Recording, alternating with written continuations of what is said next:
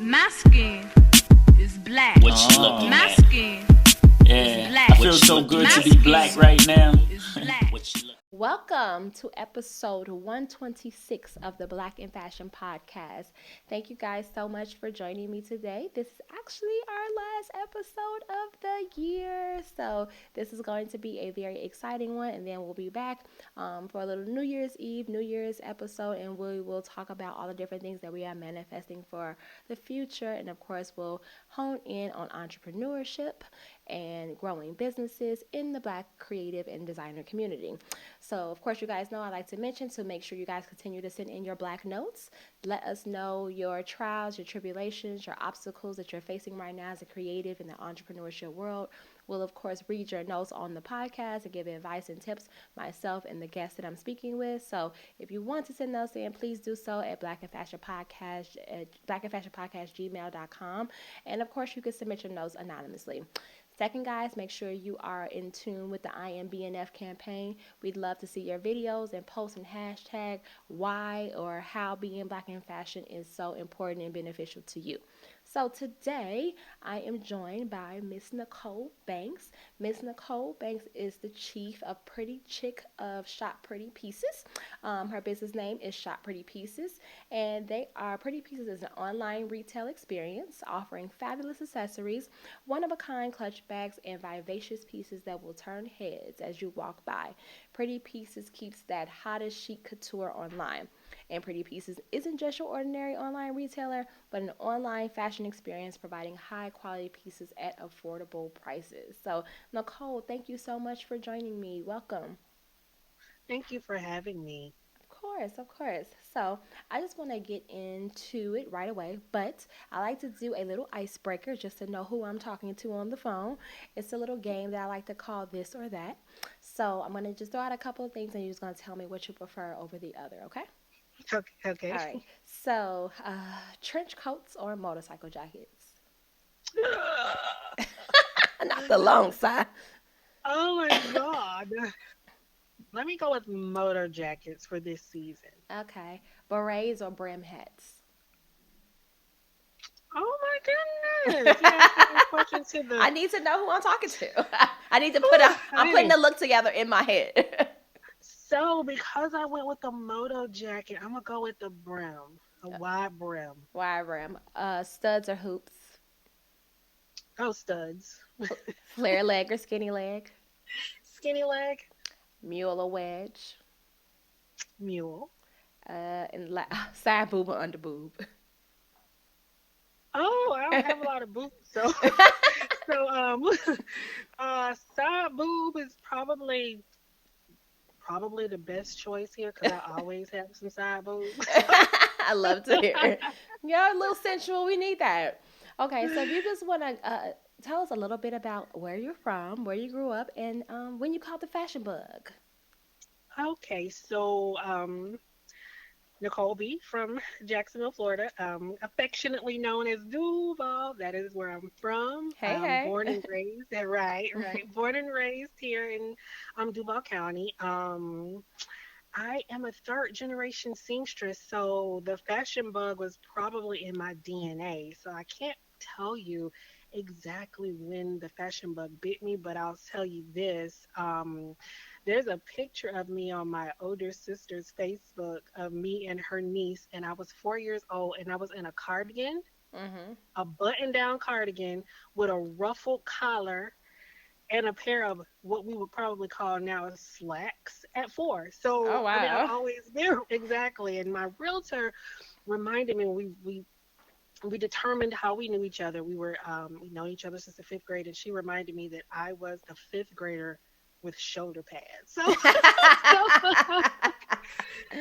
that tells you anything about, how long this fashion bug has been riding my back. It's probably just been there since I was born. Love that. I'm one of those too. My granny taught me how to sew when I was 6. So you get it. I've been there. It's the only thing I've ever done. Only thing I've ever done. All I right. understand. You get it. I get it. So tell me a little bit about your online boutique. What were you doing? Well, first of all, how long have you been in full-time entrepreneurship? So I've been full time since July 1st, 2020, but the business started back in 2014. So we're about eight and a half, almost 9 years in now. Yes, love that. And in 2020, you spiked up too. It's like I heard, COVID hit some people really bad, but it did some people really good, and their businesses like sprouted up. Well, it's one of those things where it was COVID was COVIDing, but that that COVID was almost COVID. that almost is not my story though. It happened serendipitously that way, Hmm. but I had a mini stroke. Like I had a TIA in February Oh of wow. 2020.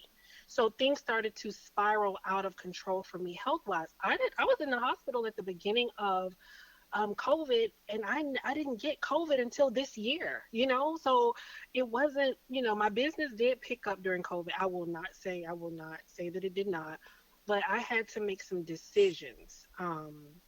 If I was going to continue in this corporate situation that I'd been in and, continue to progressively get worse, or was I going to, do what my true purpose and true calling was, and that was to make, women feel their best self through faith, fashion, and fellowship, right?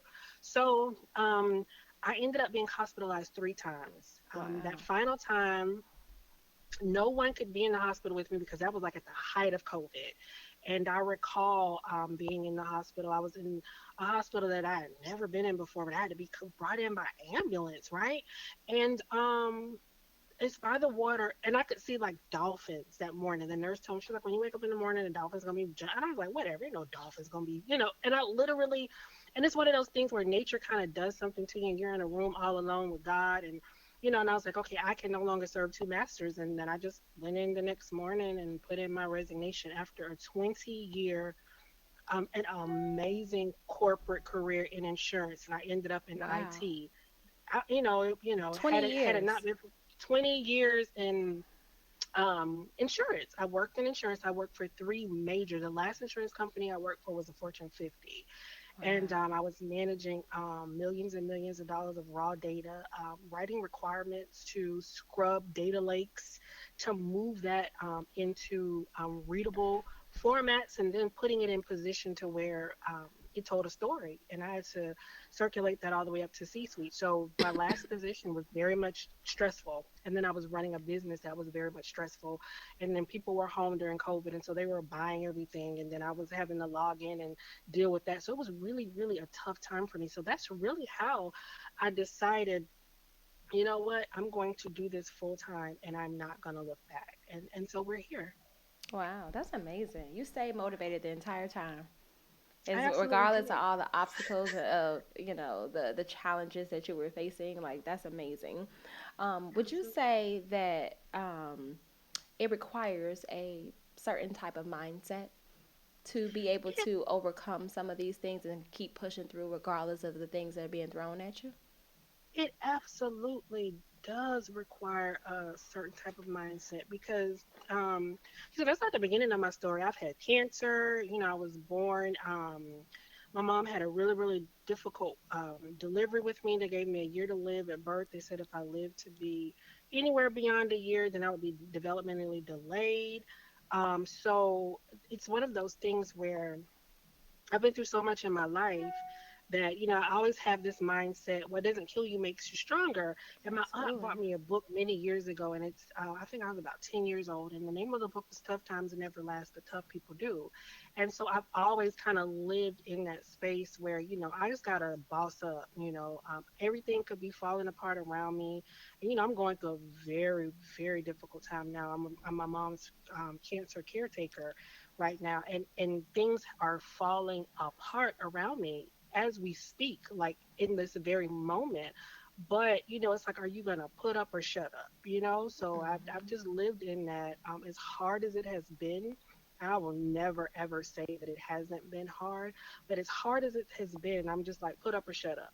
Fashion basically saved my life on more than one occasion. So I'm just gonna continue to allow it to be that thing that allows me to connect to my people, allows me to be in, fellowship, and just maintain that mindset that I'm doing this for a purpose. So yeah, it takes a certain mindset. I love that. I love that. Wow. So, can I have a segment? It's called is a success or it's a disaster? Can you Hmm. tell me about a time within the business that something went completely bad, like, and you learned something from the experience, and it made you change up something that you did in the business, whether it was like operationally, HR, anything in that realm. Oh goodness. I mean, I'm living things. I'll say this. During COVID, the business grew quickly after I left corporate because I was able to focus a lot of my attention on it. And so this this business that was coasting at a very, very comfortable trajectory at one point, it took you know how a plane takes off and it kind of goes up gradually. Mhm. Well, that thing didn't go up gradually. As it was going up gradually, then all of a sudden it just went completely up, like woo. And I'll be honest, because I was operating it in, okay, we're at this pace and this place, it's manageable. I didn't put some of the things in place that I should have put in place. Now, granted, I'm a tech girl, so a lot of it was my fault because there's things, I know what to do. From a technical perspective, I know what to do, but from an operational perspective, I didn't have the right people in place, and I didn't have the right processes in place. So I will tell you, I got to a place when it grew so fast, I almost started to dread going in. I moved from my retail space that I had to close to a warehouse that was three times the size of my retail space. And I remember when we moved in there, I have a picture of the way that the warehouse looked. And I remember sitting in the middle of the floor, and I don't really tell this, and I boohoo cried. I was like, what in the world have you done? Like, what did you do? You went from 1,200 comfortable, cushy square feet to 3,500 square feet, and you don't even know you've never done this before, girl. So, Growing pains. oh my God. And I remember, and it was like right after I was having, right after I was in the hospital three times, three separate times, they thought I was having a stroke. The first time they called it a TIA. And so I lost my balance and I was falling a lot in the warehouse. It was always like bruises all over me. And I remember I had to take a step back. I was like, I'll be honest. I thought maybe I made a huge mistake. And so you have to take an introspective look at everything around you and say, okay, you are going to fail miserably or you are going to do what must be done in order to make this run smoothly. So I had to put processes in place. I had, individuals on my team that were smarter than me in those respects that really had to help dig me out of it because, and now that we're talking about it, I can vividly see that picture that I sent one of my friends and she was like, Cole, take it chunk by chunk. Cause I sat there like, I don't know what I just did. Like, yeah, girl, you gotta get yourself together. So yeah, process. It was actually, I failed miserably at processes, people, and I didn't have a plan. I just knew I needed to move, and I Mhm. did it, and it just was like, whoa. And my husband helped me out a lot too. He had a warehouse. We still have warehouses right by each other. And he was like, all right, babe, what is the most important thing that we have to do? Where's everybody's orders? What is the hot item? Let's move it over here. You know what I mean? So yeah. So That's when amazing. that, yeah, that was so scary though, and I'm reliving it as we're speaking. Like I could see that picture of the warehouse. It was a wreck. Would you say that having like that really, really foundational support system is one of the things that help push you to thrive?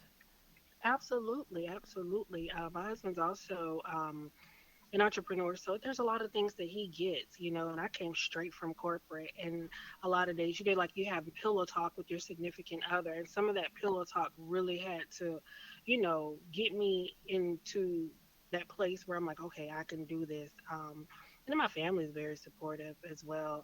So yeah, so my support system has truly been foundational. My grandmother turned 100 in November 1st, Oh, and a wow. lot of what I know, yeah, a lot of what I know about fashion, I learned from her, and the fact that her believing in me, and my siblings, my sister, has to talk me off the ledge quite often, but my grandmother being the one that really really believed in, me just as an individual, I just I draw from that, and I've been able to truly draw strength from that.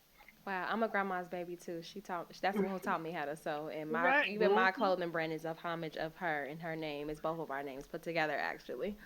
What is the name of it? It's my middle name, Collier, and Vatine is actually Vatine is both of my grandmothers, so Verta and Ernestine. I put it I together. love that. I Yeah. love that. I So love that. I want to talk about just like before we wrap up a little bit about like trends versus like timeless silhouettes and Okay. how and what are your feelings and thoughts towards that. What do you feel about trends and what are your preferred silhouettes that you feel that every woman should have in her closet? So I did this thing called a trend blend. And what a trend blend is, I'm gonna take a piece that's kind of trendy, and I'm gonna put it with something that's a staple piece that you always gotta have in your closet, right? So, funky harem pants have always done really well with my store. So I'll take it and put it with like a basic black sheer bodysuit because I think everybody should have one of those. Or I may take, like a pencil skirt, and put it with whatever the trending blouse is for that season. So I'm always one of those people that likes I like structured layered looks too. So I like something underneath a blazer, a moto jacket, and I like a slim silhouette on the bottom. That's why I chose the skinny jeans. So that was my uniform of choice in corporate America when I used to go out and market our tech products. I'd always have like a pencil skirt or a skinny slack, a blouse, and some sort of a structured fitted blazer. And my blouse would probably be trending. At one point, we were wearing the blouses with the big ruffle collars and the ruffled hemlines on the cuffs. Hmm. So I enjoy a trend blend. I enjoy a good And I never whatever is heard that happening. before. I like that It's a trend blend. Give me a a trend trend blend blend. blend. I love Yeah, that that's hashtag. hashtag trend blend. So like and I like to print stack a lot. I love to take like a camo and a leopard or a camo and a tartan plaid. And I'm going to, so I just did one as a matter of fact. I paired a tartan plaid double breasted blazer, which is timeless, gold buttons, you know what I mean? Double Hmm. breast tartan plaid with a pair of ultra trendy cargo camo shorts, the ones that everyone's wearing right now. I put those together and it did so well. We did very well with that look. And those are the type of things that I love to do. I like to think outside of the box but keep it a little bit structured. So that's Love my that. flavor. Yeah. Oh, I love that. Would you say who would you say is your target market and your target consumer? I like the girls that so the ideal avatar is actually me. I'm my avatar. And the way that I like to Hello, Nicole. You cut out a little bit. I'm here. Can you Okay, hear me? yeah, I can hear you now. Okay. So yeah, like I'm one of those aunties that doesn't look her age. So I and I I met a lady at dinner last night. I was like, because I turned 45 in September. She was like, what? So I'm the girl, like the girl who's in her mid 40s that still loves to look good, and I have the degree, and I go to my conferences and all those things. So I that's my target. I love women that just love to look good, that loves to put their pieces together. Hence the name Pretty Pieces, because I love a good separate that you can create a capsule out of. And there's this thing on social, the girls that get it. Those are my girls. The girls that get it. And I like to give them looks. I build looks for girls that love to show up and show out. They make every day a fashion runway. That's my girl that just steps out overly confident and knows how to put those pieces together, rocks it, shows up at her empowerment conferences or in Walmart, and is well put together. So that is my ideal Pretty Pieces lady. Gotcha, love it. Okay, so this is our last segment before we wrap up. It's a muse. If you like to Yeah. share a affirmation, a mantra, a book, a scripture, anything that you utilize to keep you motivated and inspired that you would want to share with another entrepreneur that's, maybe facing some challenges, some obstacles right now and just need just some motivation. Sure. So this is going to sound absolutely ridiculous and it's going to sound absolutely silly, but you a paper chaser. You got your block on fire. you, you remaining a G until the moment you fire. Y'all know what You know what it is. is. You make nothing out of something. You handle the You business. handle your business and don't be crying and be suffering, right? I love. Yo, you just made my night with that one. Now I'm gonna end up playing that on the way home. You a paper chaser, Yes. and then I'm gonna put on my juvenile voice. Got your block Right, on. right. I love that. Oh, I love that. Come on, Yes. that is some southern shit. That's Ain't what. it? That's some. My sister lives in New Orleans, right? So I'm in New Orleans all the time, and I'm actually about to go back out there, right? And I'm like she sees him all the time. Mm-hmm. And so I took her truck last time I was there, and I'm like, so where he hang out at? So she's like, she's like over there. You know, the way it's so weird the way they describe, directionally there. So I'm like, so if I pull up at the gas station on Broad Street, he could be there. I'm like, I gotta run into this dude, cause that's just gonna make my day. Exactly. I love that song. Like I literally. It didn't sound ridiculous at all. It sounded right on cue, girl. I mean, because I could have. So I have so many scriptures. So every Sunday I send out a motivational from the CEO's desk, right? It's always about something I'm going through. It's always very heavily inspirational. I give them scripture. I give them whatever. Christian. I listen to Christian.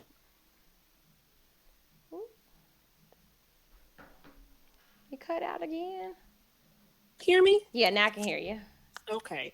I always send those out, but at the core, sometimes you just need to get in people's face and tell them you're a paper chaser. Sometimes that's what people need to hear. So I hear that. I love that. That's so dope. Well, thank you so much, Nicole, for joining me today. If you could just throw out your social media so people know how to follow you and connect with you, and of course, I'll put it in the show notes as well. So you can follow the brand at Shop Pretty Pieces on Instagram, Pretty Pieces on Facebook, and shopprettypieces.com on TikTok. And you can follow me, Chief Pretty Chick, on Instagram and Facebook. Amazing. Thanks so much. I hope you have an amazing evening, and I wish you the best of luck as you continue to grow, flourish, and chase that paper, girl. Thank you. You as well. All Thank you for having me. No problem. Good night. And as I always say, guys, stay black. Peace out. Bye-bye. Bye-bye.